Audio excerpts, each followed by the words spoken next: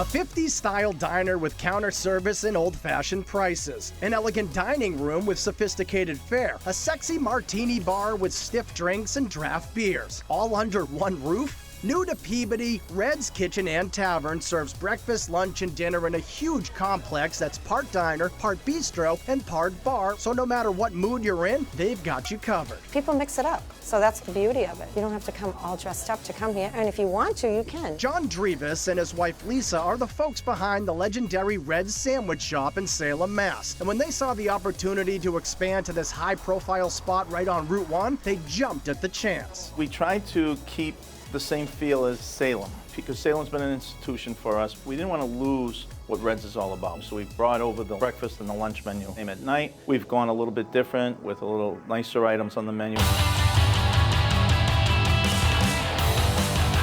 And just like the original Red's, the dishes that come out of the open kitchen, like the table-tipping fisherman's platter, are just plain huge. If you've been to Red's in Salem, our portions are very, very big, and usually people just take them home for lunch the next day or for nighttime, for dinner. The flavorful bowl of American chop suey looks like it could feed all of America with chunks of ground beef and green peppers. Even the salads are huge, especially the towering Greek stack. It's high. It's about 8 inches high, I'd say, 10 inches high. Big beefsteak tomatoes with onions, peppers, feta, Kalamata olives, Greek dressing on it. It's so delicious. Portions might be even bigger at breakfast, particularly the pancakes, which can be summed up with just one word. Gigantuous. They're huge. When we bring them to the table, people are like, oh my God. We've had people say they're as big as manhole covers, they're flying saucers, they're large. I mean, 3 stacks of pancakes is a pretty big portion, but that's